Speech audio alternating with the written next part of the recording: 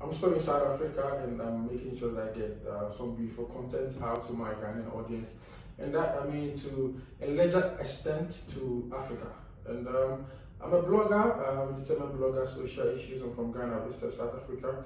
And in Ghana, we watch Trace a lot. And around the continent in Africa, people are always watching Trace.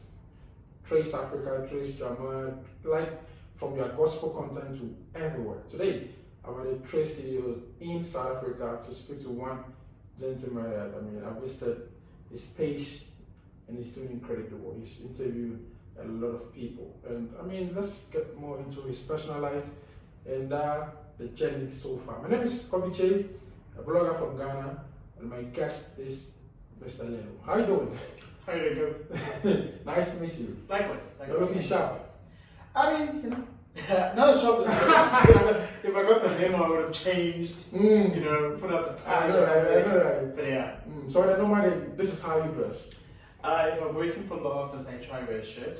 If I'm working from home, I'm normally in shorts, slippers, and a t-shirt. More than a beanie. Yeah, beanie or a hat or something of that sort. I know you're a presenter, content creator, marketer.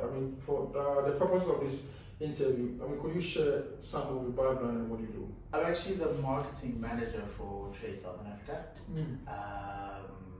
I do both TV, digital, social, so like through the line type of work. So yeah, and then with the Trace catch-up sessions, I'm part of the production as well as the director, co-director rather. So yeah, that's basically what I do in a nutshell. So how many countries are you reaching with your content? So I'm actually the marketing manager for Trace Southern Africa. I look after and I head the digital department as well. And with the Trace catch-up sessions, I think I do everything on there. So I present it, I produce it, I direct it. But with obviously a very good team of great individuals actually. And and I've got phenomenal guests that come on and share like beautiful stories. So also write, so I script it. So yeah, that's basically in a nutshell what I do on the show itself. Was it your dream to work with Trace? How did that whole magic happen? It was. So it's so weird. My predecessor was before him, somebody else was in the role, and I remember she put it on Twitter that she's looking for somebody to step into her shoes, or I guess maybe, and I applied, and nothing happened. So I got a job at Stoke Kinnico for the same role. So I went to Stoke Kinnico for a year, and I was minding my own business, and I as I was walking to my house, I got a call that there's a client looking for a marketing manager, and they found me on LinkedIn, and I'd be cool for the job, and I'd be recommended. So I was like, okay, cool, whatever. Even with the interview process, it wasn't like, I don't know, do you know when your headspace is just not where it's supposed to be, and you come to an interview, you're like, okay, cool, this will be cool. If it happens, it happens. It doesn't, it doesn't. God, it may be your will. So and that's basically what happened, and I got the job. It is, yeah, that's how it is. But I remember having a dream about working at Trace, but I just didn't know when it was going to happen. So yeah. So how long? How many years now? It hasn't been years actually. It has been a year, and I've been here a year and 6 months. Now, with your work that you do, you listen to music, you create content and all that. How would you say African music is fair? African music is great. If we look at how you look at the Nigerian continent, and you look at your WizKids, and who are at your VMA Awards and all that jazz. You look at your Burna Boys that are opening up Global Citizens. Then you go obviously to Tanzania and you look at your Diamond Platinums who are doing wonders, So I think the African continent as a whole is performing. I think the rest of Africa is doing way better in terms of production quality versus the Southern Africa part, and I think that we could improve on that. So I'm really, really enjoying work, especially from East Africa, West Africa. Was it I recently went to Cape Town, and my playlist on the plane going there and coming back was Fireway. You know, and that one song, Vibration. Vibration. Yeah, like I've been listening to that song back to back. I saw it on your Instagram page. Yeah, that song is that song is a proper gem. That song is a proper gem, and I think it's the sound for me. It's The sound, it's clear, and I love the fact that whether I'm at a club, in a plane, or in my house, it still makes sense. And so it's got that transcending, depending on what mood I'm in, it still fits. So I'm loving that. Where I think, well, recently Zakes Mandrini released Osama, which I think is also a brilliant thing, because I love how universal it is. It's not a real language, so it's that one nation, one Africa type song that kind of like unites us again. Because I always feel like we always, once in a while, as Africans, we always need that one theme that just brings us together again. So I'm loving that. I'm also loving, who's this young person who's Devon Gogo. She's doing phenomenally. I love the fact that it's almost like with all the stresses that we are all facing, she makes us forget, and let's just dance, let's just talk, you know, and things like that. So I'm loving that, yeah. Now, do you think that it has been long overdue? I mean, we wanted African music to enter into the global market. You saw Beyonce featured Wizkid and Shatta from Ghana. Do you think that now, in the global front, they have accepted African music? I mean, talk of Afrobeat. I think, look, I personally, I feel that it's long overdue, but also it's been there. We just have not been talking about it. The only thing I've always felt is that international stages are talking about us. We're not talking about us. You know, we're not telling our own stories. We're not. And when we do tell them, we're telling them in silos and secluded groups, so we can feel special about the conversations that we're having. Whereas if we have them in open platforms and really have engaging ones as that, we're not even talking to our artists. And if we are talking to our artists, we're comparing them to your Kanye Wests, to your Drakes and whatever, but we're not really having conversations with African artists within context of Africa and where we are as a whole. You know, we also like talk in isolation in terms of Nigeria will have a conversation, Ghana will have a conversation, Angola would have a conversation. And when we speak about South African music, we almost speak about Africa, like Africa light, you know, like it's almost like part of Africa, but not really, you know, like it's a special child.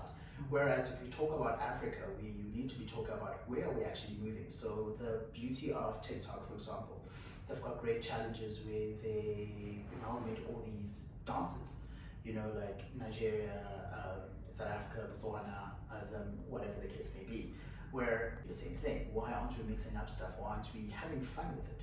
You know, why are we going, I don't know, when a Nigerian artist comes, we don't have a big hoorah about it as much as we do when a Beyonce comes.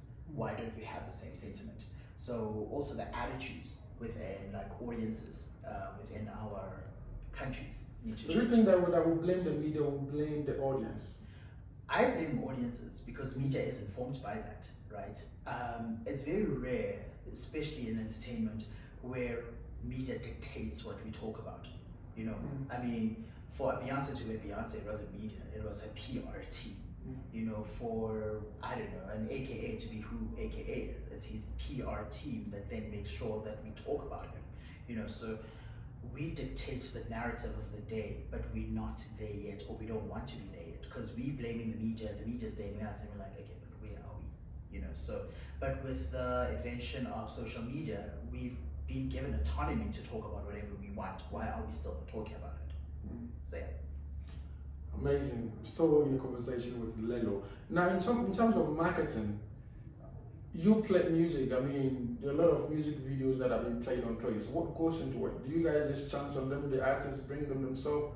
How is the playlist like with Trace? So the process of Trace is actually not as difficult as people make it sound. Right? You go to our website, so whether it's Trace Africa, Trace Urban, Trace Gospel, Niger, whatever. Trace Jama. Or yeah, so you just go to the website. There is a tab written Submit Music. You go in there, you submit your music. if it meets the criteria, and that simply means, does it sound good? You know, sound, number one, sound. Does it sound good? Okay. 2 is the video quality with video quality. Yeah, the video quality must be good because I mean it's going on high definition TV. So does it sound good? Is the video quality well? Is it family friendly? Because I mean we also need to consider that we sometimes people watch, we're a music channel 24 hours. You know, we don't know which child is gonna tune in when. You know, so I mean if all you have in your music video is naked women and profanity, we really can't do much about it, you know. But I mean, also we don't want to be sued. So, is it good? It's good content. Is it well shot? Goes on channel because in the schedule it takes it. I mean, they've got something called a music committee. They'll go through it and go, okay, cool, it sounds right. It feels good. It's very dancey. Then obviously which of our playlists does it go on, right? And then once it's on the playlist, you'll get an email. Hey, it's been accepted. So apart from people jumping on the website to submit, do you guys also go around to fetch for quality music videos? We do. So I mean, there are times where you'll go on Twitter and you'll hear, alright, okay, let's say, it's a very clear example. If you had a music video and we find it, or in fact, let's say your show, for example, is like, hey, this show is good. Let's just talk to Kobe and see if we could probably put it on TV or whatever, but obviously depending on what your KPIs are and what your mission with the whole thing is, and does it fit in with what the idea that we had for that particular channel. So yeah, we do also go out ourselves to find new content, fresh channel and stuff, things like that. And I mean, we're quite malleable, so sometimes we think of a playlist like this and a month later, 2 months later, we're like, so we thought this was a good idea, but it isn't, because if we went, I mean, depending on what people are requesting, we're like, okay, but if we went this route, maybe people will engage with the content even more. So we change, we swap it around, you know. So it's not like it's cast in stone and it's like, we'll never change the playlist, this is the people that we play. It's literally whoever comes to us and whoever is great and whoever we feel will have talkability, you know, and is producing great content. I think the best part about it is this person producing great content. And with our mission, I mean, we started a new mission. We started a new thing address. It's actually not new, but we relaunched it. That we're all about empowerment, and it's part of our Stand Up and Shine campaign. So how do we empower the artists to be great? So if it is by taking a video when you submit it, or us finding you, that's our way of empowerment. Wow. Now, how do you also consciously, do you guys have an agenda of pushing up and coming artists?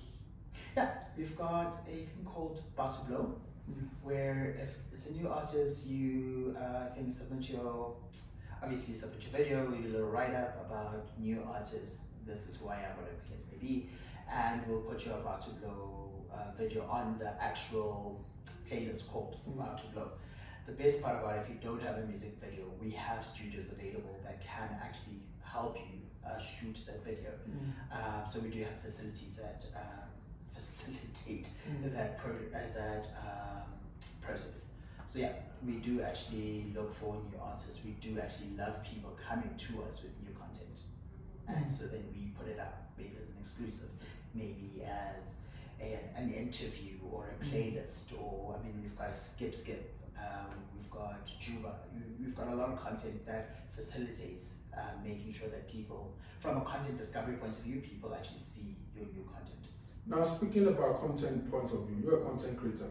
When you're watching TV, well, not necessarily trace, what are some of the things that you look out for? I always look for, I always just look for the aesthetics. So does it look good? Is it appealing? Why is it there? Did you take the time to respect your audience? You know, do you bombard my life with adverts, or do you actually bombard it with, or do you actually treat me well and give me the content I'm tuned in for? You know, so if I'm looking for, I don't know, maybe I'm looking at one of my competitors, I'll be looking at how many ads actually stream in while I'm watching. You know, is there consistency? Do programs just change randomly without you telling me that this is coming up? Is your EPG thing updated? You know, because if I'm watching something, I want to know more information about it. Is it consistent? Is it updated? So it's things like that. Also lighting, for me, that is so important. Like, is it well lit? You know, I don't want to watch something and it looks like it was shot in a cave. You know, is it well lit? Did you? Rather, let me put it that I would always look at production value of the content that I'm about to consume. So yeah. Amazing. So I mean, Ghanaians and the rest of Africa, if you're watching your content creator, I think there's an opportunity for you to, I mean, have some wisdom, some knowledge from Mr. Lelo. Now, do you know any Ghanaian music? But do you know any Ghanaian musician? Have you heard of any Ghanaian musician? I probably have. I just probably don't know that they're from Ghana. Okay. So you know Sarkodie? I know Sarkodie. You know Sarkodie? Yes. You know he's from Ghana? No. That's why I've heard of. I know musicians. I might not know where they're from. Oh, okay. Yeah. So Sarkodie has a song with AKA. Sarkodie is a rapper. Yeah. You know Shatawale? Shatawale had a song with Beyonce. The only reason I think I feel like slapping myself is because I wrote an article about Beyonce's migration and Beyonce's evolution in 2017, and that was when I was still at Kwesa TV.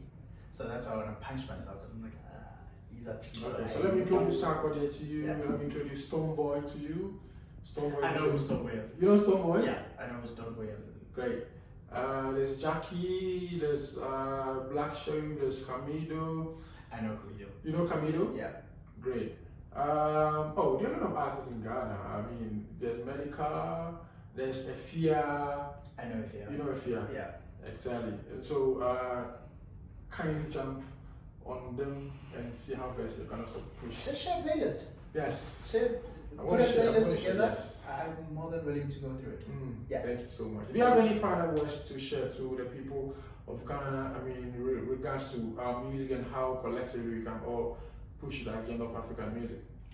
I think the one thing is, don't try and mimic everybody else that's out there. So don't try and have a yacht with girls in bikinis dancing around and you spreading champagne all over them. But really try tell stories. I think because that's where we are as people and as consumers. We're bombarded by so much of the same thing that we actually looking for authenticness. And I think that's why we're enjoying your Whiz Kids and stuff, because it's really authentic. It's a beautiful sound, and it's things that I can form my own visuals in my head without having to watch a whole video. But also invest in your videos when you do them, you know. So invest in music videos. I think you have to stress on this. Like invest in music videos. Invest in music videos. In times where we can't sell CDs, whoever listens to a CD. But in times where we're all under lockdown and things like that, that's the only medium that speaks to you because there's no live concert, you know. So invest in quality music videos. Engage with your fans and engage on a very one-to-one level where go on your IGs, go on your Facebook Lives or whatever. Go on your Twitter Spaces and actually talk to your people. Ask what they like about your albums, what they don't like about your albums. You know, there's a guy called Jacob Banks who featured different videos, various videos from fans all around the world in one of his videos. It's a video found. You know, it's beautiful. You know, you watch that thing, you're like, I love an artist that's always aware that there's behind, after he has produced and put together something, there's always other people engaging with that content. You know, so be conscious of that. But quality music videos are key. Amazing. I mean, I like the fact that he kept stressing on quality music videos, because you go in the studio to record beautiful songs, visuals are very important. And so, I mean, you don't know who is watching you. You're in a global village now, so you must as well have to invest in a quality music video. Would you want to share your social media platform, your email, so that if people want to, hook up with you? Social media platform, my Instagram is lelo_Dano. So it's lelo_Dano. My Twitter's lelo_Tlogi, so lelo HLOGI. And my email address is Motswane MOTSOANE @trace.tv. I want to invite you to Ghana one of these days. Let me know when. Yes, I mean, anytime you are ready, just let me know. Let me wait for my signature. God bless you. I want to say a big thank you to Tribe Africa. Tribe Africa is a Ghanaian in South Africa doing so well. I mean, he's got a lot of beautiful fabrics that are African. where and all that. So you must as well want to check. I'm going to tag him on this post so that you guys can follow him also. I want to say big thank you to Trace, the whole company. They are doing so well for African music. They are, especially Ghana, Trace Jama. They are making sure that they push Ghanaian music, 100% Ghanaian music. My name is Kobiche from Ghana, South Africa. Thank you for supporting. Goodbye.